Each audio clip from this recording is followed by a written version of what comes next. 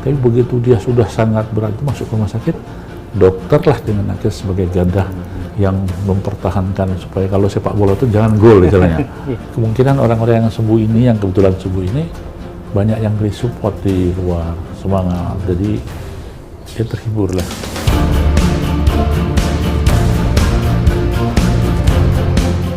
Halo Detikers, kita jumpa kembali bersama saya Alexander Sudrajat.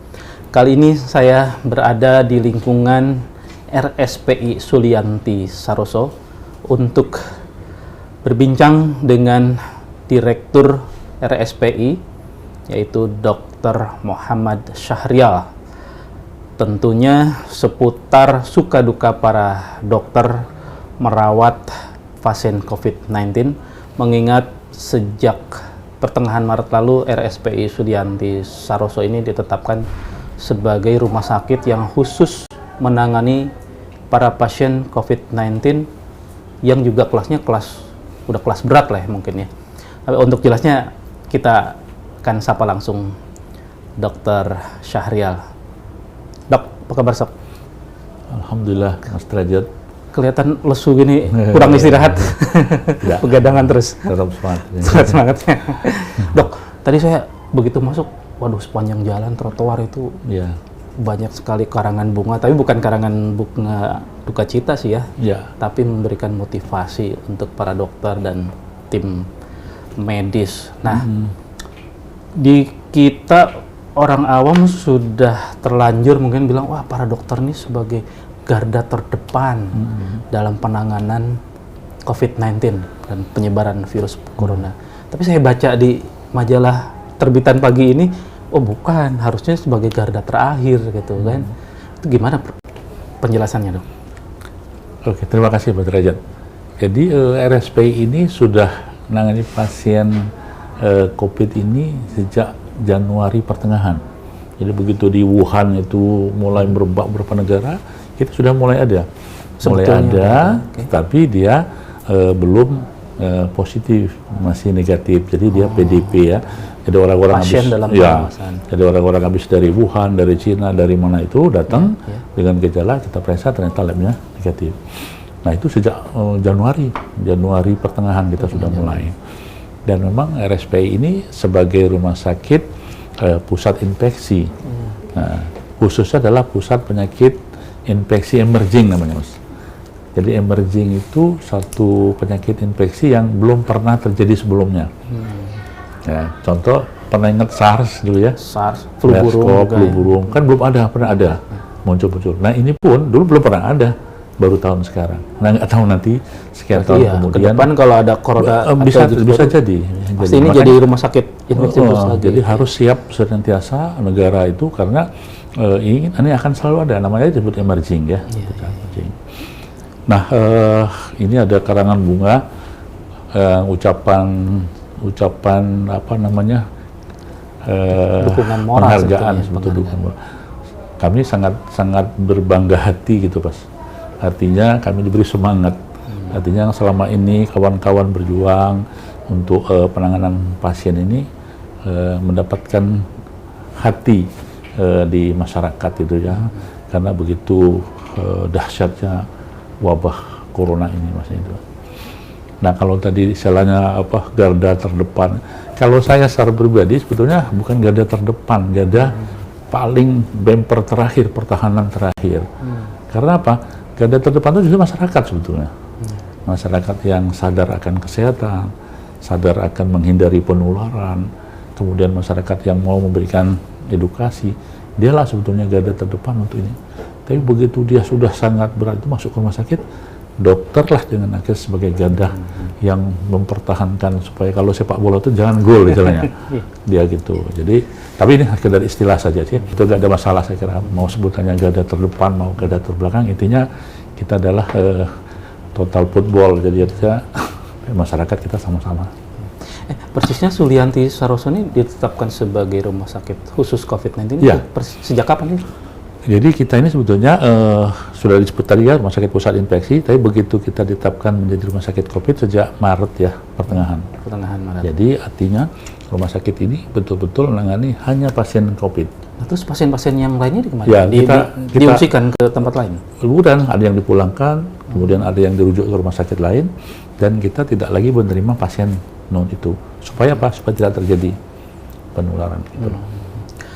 Dok, boleh dijelaskan nggak fasilitasnya apa aja di sini yang ada? Jumlah dokternya, perawatnya, terus mungkin kamar-kamar isolasinya seberapa banyak sih yang dimiliki oleh Sulianti? Jadi pertama gini, jadi infeksi ini suatu penyakit kan menular. Ya. Jadi menular itu maka upaya utama itu adalah melalui edukasi sebetulnya, ya, melakukan edukasi kepada masyarakat terhadap beberapa penyakit yang menular. Nah, bagaimana penyakit itu, kemudian bagaimana dia menulari, sehingga masyarakat akan waspada gitu. Jadi namanya PKRS ya, penyuluhan promosi kesehatan rumah sakit. Jadi rumah sakit harus menyampaikan kepada masyarakat itu. Nah, yang kedua, kita menangani pasien itu apabila ada. Nah, dengan menangani itu, maka yang pertama kali harus disiapkan adalah SDM, Mas. Jadi tadi SDM untuk memberikan edukasi, ya, memberikan informasi itu gak gampang loh, harus pintar ngomong, harus bisa nulis segala macam, dan dia harus jadi narasumber di mana-mana. Ya. Dan kalau dengan masyarakat awam juga harus bisa menyusun kalimat yang benar-benar bisa sampai dipahami mereka. Sehingga pesan itu sampai gitu loh. Nah, itu SDM. Kemudian apabila sudah masuk rumah sakit ini, maka SDM pun harus qualified ya, dokternya, perawatnya. Karena ada di sini istilahnya PPI ya, pencegahan dan pengendalian infeksi. Jadi yang paling pokok istilahnya rohnya penyakit infeksi itu di PPI. Jadi baik itu petugas, jadi pokoknya perawat, dokter itu harus mempunyai kemampuan untuk melakukan pencegahan dan pengendalian infeksi, dan masyarakat begitu. Jadi seluruh SDM yang sini mempunyai kemampuan untuk itu, Mas ya. Di samping mempunyai kemampuan untuk menangani kasusnya sendiri. Jadi semuanya dia dengan batuk, napas, sesak, pilek dan sebagainya, dia harus bisa sampai memasang ventilator. Itu sisi SDM. Nah, dokter kita ada 8 dokter paru, kemudian ada dokter penyakit dalam, ada dokter anestesi, dan total semua dokter yang terlibat dalam kasusnya ada sekitar 60. Kemudian ada perawatnya sekitar 200-an. Tapi lagi tenaganya ada loh, namanya analis yang ngambil swab itu loh. Itu sangat potensial risiko tinggi ya. Ambil sendiri itu. Tuh. Kemudian ada yang namanya kesling, kesehatan lingkungan. Dia harus membersihkan lantainya, tempat tidurnya, kemudian harus APD-nya, itu semuanya harus di-cover. Nanti ada lagi namanya tenaga pemulasaran jenazah, yang mandikan jenazah itu. Sekalian mengkafani segala macam. Jadi yang terlibat dalam ini suatu sangat terkait, farmasinya, sopir ambulan, masih gitu itu yang. Nah, itu harus memenuhi semua. Jadi semua ini mempunyai satu kapasitas, kompetensi dalam hal tadi. Kemudian baru alat kita punya ruang isolasi namanya, ruang isolasi ketat. Ruang isolasi ketat itu artinya gini, ruang isolasi di mana ruangan itu diisi oleh satu orang yang mempunyai alat mesin namanya negative pressure yang bertekanan negatif. Jadi alat tekanan negatif itu agar menjaga situasi udara di dalam itu selalu bersih dan istilahnya tidak ada steril lagi, itu alat, dan itu khusus. Sampai ke memandikan jenazah itu khusus, nggak beda. Jadi yang orang meninggal biasa itu di situ, ini di sini. Jadi perlakuannya khusus karena kita ingin menjamin betul jangan sampai walaupun dia sudah meninggal ini semuanya oke, gitu loh. Nah, itu ada yang sedikit confused juga nih, Dok, saya itu. Kan dibilang virus corona itu hanya hidup di sel yang hidup. Betul. Artinya kalau udah meninggal kan nggak punya wadah lagi dia untuk berkembang. Betul. Kenapa perlakuan jadi istimewa ya? Kenapa? Artinya kalau udah orangnya udah meninggal, artinya virusnya udah otomatis kan sebelum meninggal kan masih sekian jam masih bertaburan ya, Mas. Jadi dan itu harus selalu dibunuh dengan desinfektan namanya. Jadi orang-orang meninggal itu selalu dimandikan dengan alat desinfektan, dan kan ini kan kita nggak kelihatan virus ini, kan? Katanya 1 meter, bisa jadi 2 meter, ya kan nggak jelas kan? Nggak pernah dia mengukur sampai gitu. Makanya begitu dia meninggal, walaupun sudah dimandi dengan alat desinfektan itu, tetap dibungkus dengan plastik. Itu betul-betul kita bikin yang kedap udara gitu. betul.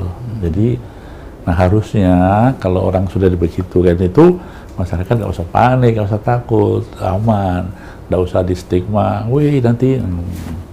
Tapi alhamdulillah sekarang udah nggak, kemarin begitu kan? Iya. Oh, Sempat ada penolakan. ulama harus turun segala sebenarnya. Nah ini mungkin keterlambatan sistem ini bergerak. Iya. Harusnya ulama harus ikut, pemuka masyarakat harus ikut. Tapi setelah terjadi baru ramai.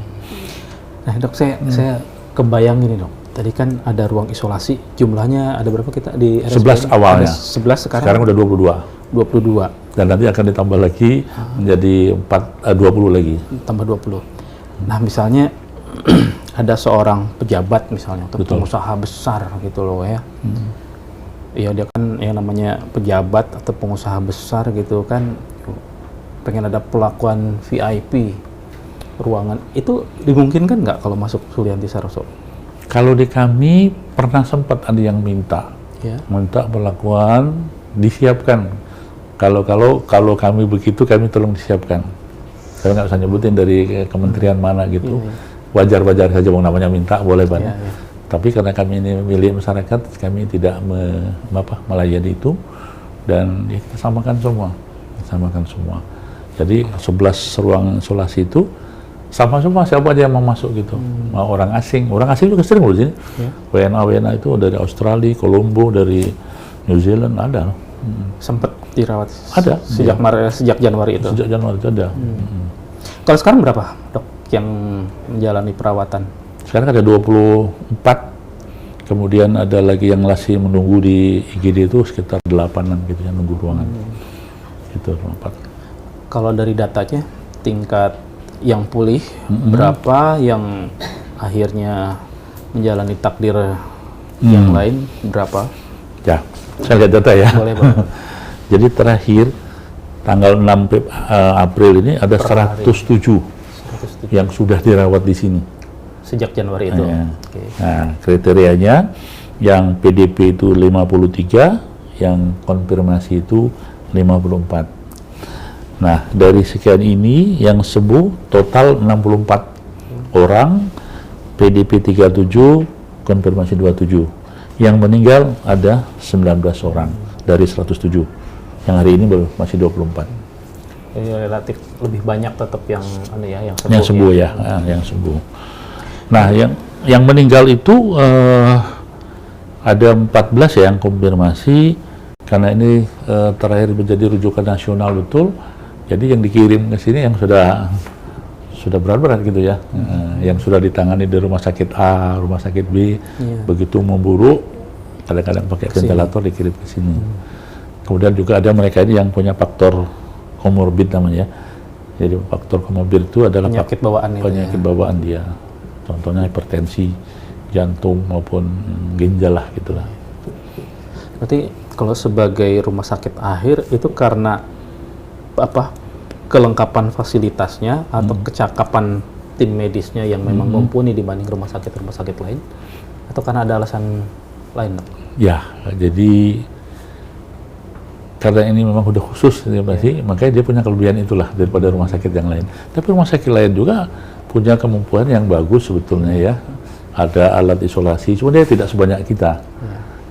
Jadi Indonesia ini kan baru ini kan kaget. Mungkin ke depan kita sudah punya pengalaman kayak gini, insya Allah nggak kaget. Rumah sakit sekarang banyak loh yang sudah menjadikan dia menjadi rumah sakit COVID ya. Persahabatan, rumah sakit Gatot Subroto semua itu kan.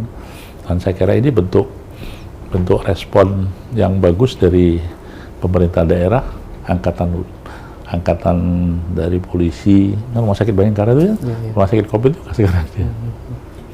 Dok, waktu pasien 01, 02, 03 sembuh kan di sini kan ya, itu kan kalau nggak salah sempat dinobatkan sebagai pahlawan COVID-19 gitu ya, karena dia berhasil sembuh.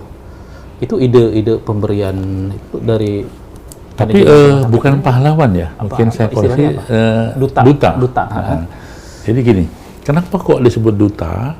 dia menjadi penyampai kan. Kenapa dia disebut itu? Karena pasien 01, 023 itu datang sendiri. Menceritakan, saya ada kontak loh sama orang yang itu. Nah, sekarang kan tidak semua orang menyampaikan itu berani. Mungkin Pak Menteri saat itu ini dianggap sebagai suatu kesadaran masyarakat dan harapannya dia bisa menjadi duta. Ya. Dan duta itu bukannya dia, yang lain sembuh-sembuhnya harusnya jadi duta juga. Nah, kemudian dan untuk menunjukkan bahwa menderita COVID-19 bukan berarti tanpa harapan. Nah, justru itu. Satu pun duta lagi, artinya walaupun masuk ruang isolasi yang sampai 2 minggu itu lebih, mereka menyampaikan dengan semangat, ya, dengan harapan itu, ternyata mereka sembuh. Yang ibunya kan 64 tahun tuh. 64 tahun. Sembuh, dan bahkan mereka sangat happy ya dengan kejadian ini, dengan maksud artinya membawa hikmah bagi mereka dan dia menjadi contoh bagi masyarakat. Itu rata-rata seorang pasien yang positif itu berapa lama untuk bisa sampai sembuh? Itu gini, yang positif itu gini, dia kan diperiksa nih 1-2 ya, kemudian baru keluar. Nah, 5 hari positif, kemudian diulang lagi sekali sekitar 10-15 hari. Ya, 2 minggu juga ya. Tapi prinsipnya adalah klinisnya bagus. Ya. Nah, sekarang orang positif pun kalau nggak ada klinis kan boleh di isolasi di rumah kan. Ya, mandiri. Jadi yang masuk rumah sakit betul-betul yang punya gejala. Gejala itu ya tadi batuk, pilek, sesak napas dan sebagainya. Jadi kalaupun dia positif, tidak ada gejala, nggak usah di rumah sakit, sayang berikan di rumah. Tapi dia mengisolasi. Mungkin pengen lebih tentrem dan mumpung ditanggung negara, biayanya? Nggak juga? Saya kira nggak juga ya. Nggak juga. Artinya ini karena hidup dan mati ya, orang nggak berpikir biaya lagi Pak ya. Orang mau bayar berapa aja asal hidup kan ya, sekarang nggak ada masalah kan. Itu di ruang isolasi sebetulnya ngapain aja gitu? Nah, Supaya bisa kita yang kerja di rumah udah masuk minggu ketiga ya, kayaknya udah curi-curi waktu juga ya, pura-pura ke warung, pura-pura mana gitu. Nah, ini yang di isolasi ngapain aja di dalam? Jadi betul Mas ya. Jadi orang yang masuk di ruang isolasi ini, saya nggak bisa membayangkan hebatnya mental mereka, Mas. Ya kan? Dia dalam satu ruang, tapi kebetulan ruangan sini bagus ya. Kalau mau lihat itu ruangnya kayak hotel juga, nyaman ya. Satu kamar ukuran 3x3 kalau nggak salah, ada kamar mandi sendiri, toilet sendiri, AC, kemudian ada TV lengkap itu, kemudian ada CCTV yang dia bisa berkomunikasi dan dia bisa pakai HP, bisa komunikasi jadi sama keluarga bisa keluarganya. Dan kemudian ada olahraga namanya dengan fisioterapi kan kalau tiduran terus kan capek deh, ada jam-jam itu.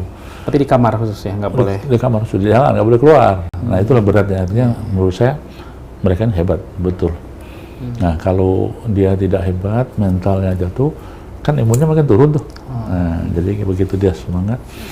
Nah, kemungkinan orang-orang yang sembuh ini, yang kebetulan sembuh ini, banyak yang beri support di luar, semangat. Jadi dia terhibur lah. Makanya tetap dibolehkan membawa HP ya untuk bisa berkomunikasi dengan pihak luar itu. Pihak luar. Tapi kami ada larang, jangan memvideokan semua, karena kan nanti itu kan ada, ya kan. Enak loh di ruang isolasi. Karena ada parameter-parameter yang rahasia medik ya gitu loh, yang nggak boleh gitu. Kalau dari sisi obat-obatan dan menu makanan kayak gitu-gitu, apa aja sih sebetulnya di? Oh ya, sebelum itu Mas, ini juga harus apresiasi sama petugas yang langsung Mas. Nah sekarang coba, dokter dan perawatnya kan juga manusia biasa ya. Dia punya rasa takut, punya was-was dan sebagainya. Nah, dia tiap hari harus masuk di ruang itu, ketemu dengan orang yang positif tadi.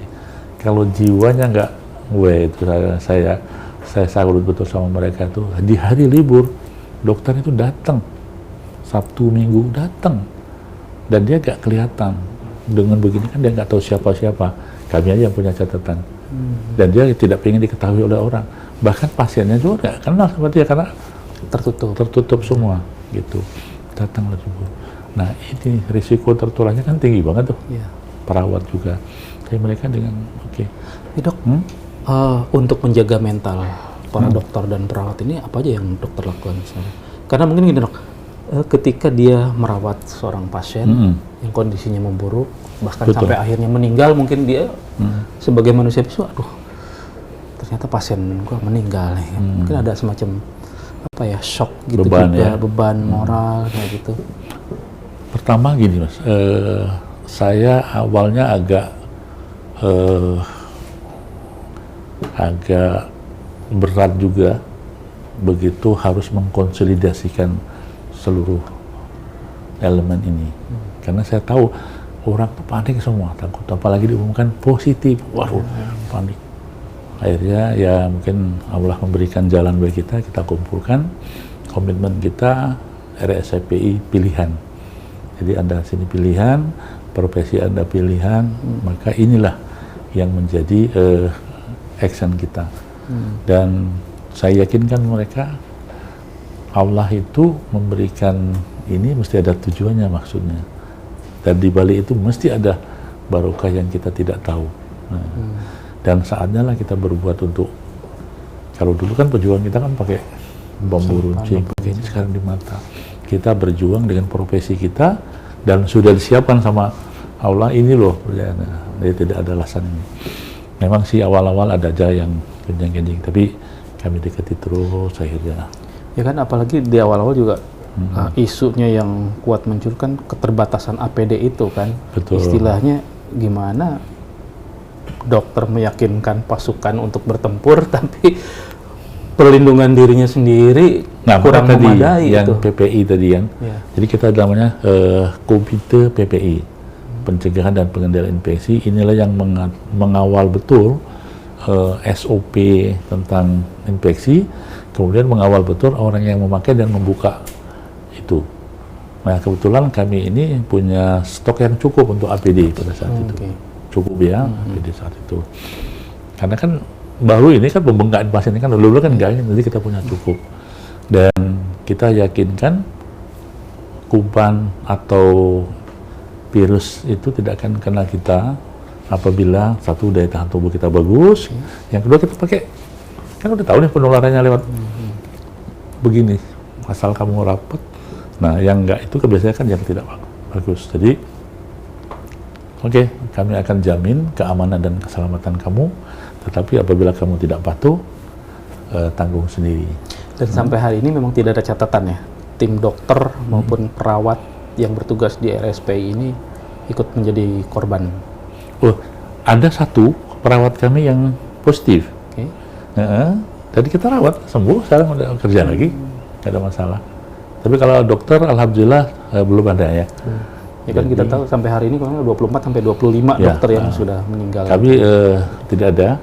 Jadi perawat kami ada satu dirawat selama 10 hari juga gitu, sembuh, aman. Dan sekarang udah mulai kerja lagi, nggak ada masalah.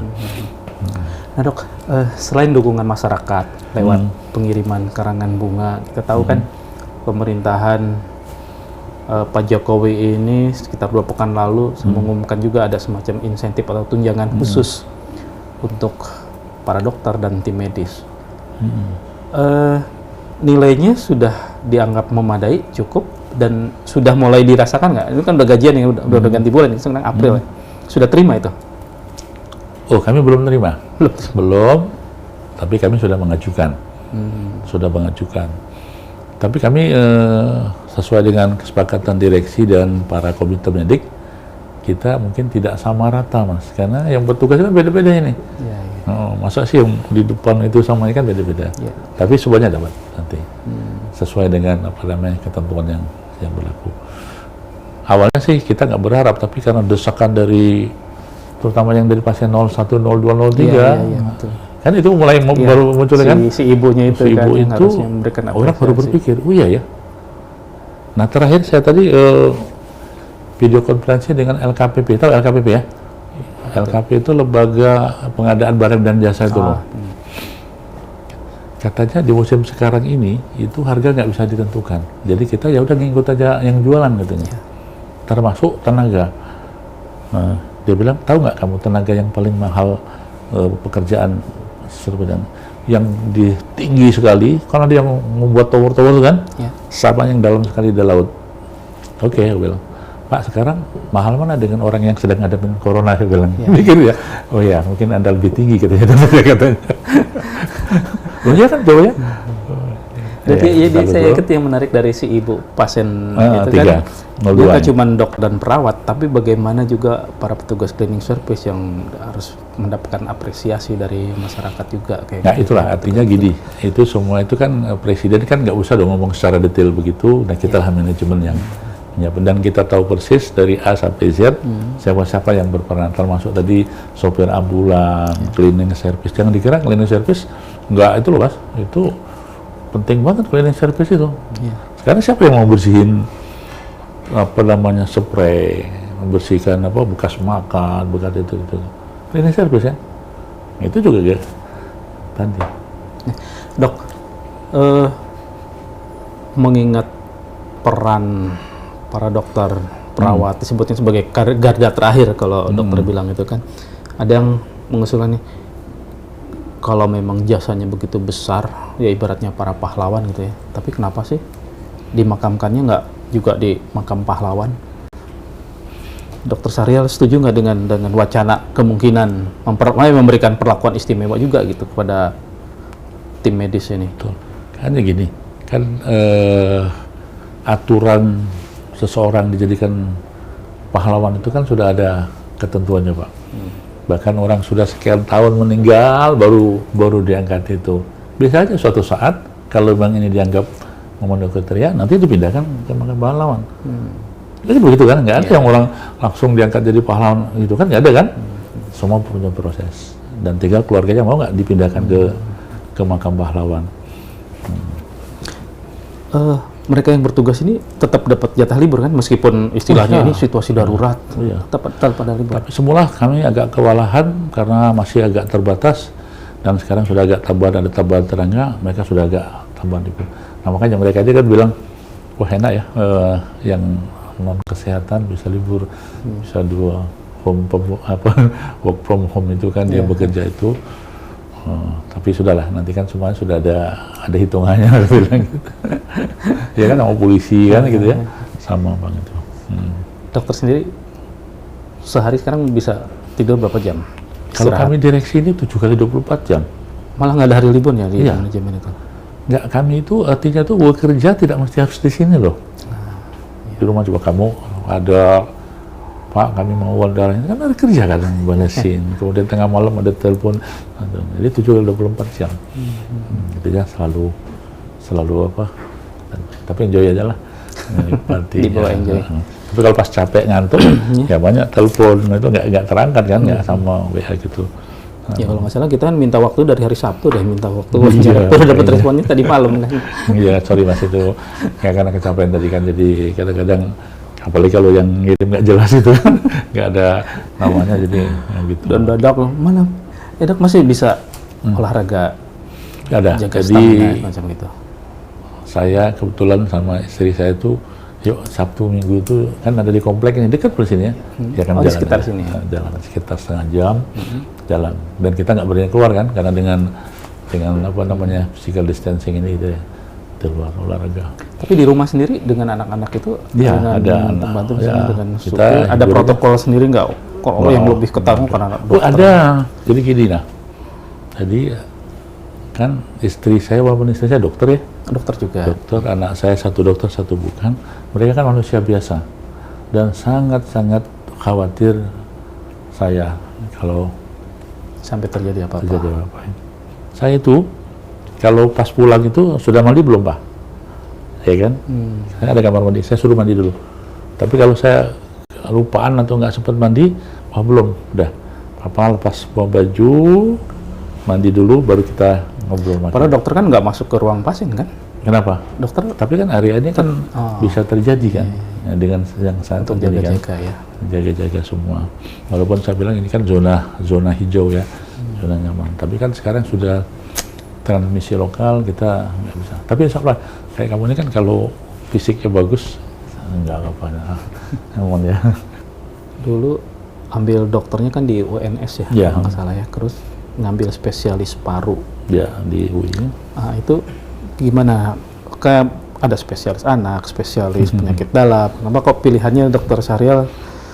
Apa udah tahu mau memimpin RSPI Sulianti Saroso ini? Sebetulnya saya dulu sudah diterima di Obgyn. Apa itu? Sama obstetri ginekologi, sama di ortopedi. Tapi terakhir harus menjatuhkan pilihan di paru. Kenapa? Karena keluarga saya ada yang asma. Kayak gitu. Jadi ada misi pribadi di situ ya? Ada harapan begitu gitu. Tapi ini mungkin jalan saya juga ya. Kalau saya dulu dari Obgyn, nggak ada waktu untuk memimpin rumah sakit kayaknya ya. Operasi aja kerjanya gitu ya. Jadi ini salah satu bentuk yang udah jalannya gitu loh. Kebetulan saya juga senang organisasi, jadi saya sedang ya mimpin-mimpin gitulah, ngajak orang untuk mencapai sesuatu yang memang harus kita kerjakan gitu kan. Selama menjalani profesi sebagai dokter, apa yang terberat yang pernah dokter hadapi? Saya itu hampir separuh di profesi, separuh di manajemen. Manajemen itu saya direktur. Saya itu direktur udah 5 kali, Pak. 5 kali. Saya pernah di Persahabatan. Iya. Masih Persahabatan tuh. Pernah di Rumah Sakit Muhammad Husin 5 tahun di sini. Sama pernah di Solo. Dulu sama Pak Jokowi bareng-bareng itu. Saya direktur Rumah Sakit Paru di Solo. Beliau wali kota. Wali kota. Jadi saya sama-sama gitu. Makanya kemarin pada saat saya nggak tahu saya diajak ke istana ya kemarin itu ya. Sebelum setelah pengumuman pasien 01, 02 itu, 1 minggu kemudian saya diundang ke sana. Tahu-tahu ditemukan dengan Pak Jokowi. Pada saat menterinya Pak Pratik mengenalkan, Pak ini kenalkan Pak, Direktur Rumah Sakit Sulianti Saroso. Oh nggak, saya udah kenal kok, sama di Solo kan. Udah kenal sama dia. Ya salah satu gitu. Jadi beliau sangat masih ingatannya kuat ya. Karena nggak tahu, mungkin ada yang terkenang pada saat saya kerja sama dulu gitu. Kamu dulu pernah berinteraksi seberapa intens dulu waktu di Solo? 2 tahun. 2 tahun. Cukup kan, beliau pemimpin kan. Wali kota, kita kan sering diajak rapat bareng-bareng. Ya banyaklah yang saya, memang pantas lah beliau untuk menjadi pemimpin yang sederhana ya. Oke. Detikers, demikian bincang-bincang kita dengan Bapak Muhammad Syahril, Direktur Utama RSPI Sulianti Saroso. Dari paparan beliau, kita dapat membayangkan seluk-beluk seputar kinerja RSPI dalam menangani para pasien COVID-19 dan juga kesiapan rumah sakit ini ke depannya ya dok ya, untuk menghadapi kemungkinan ada penyakit-penyakit infeksi yang baru. Kita jumpa kembali dengan isu dan narasumber yang lain. Dr. Syahrial, terima kasih banyak.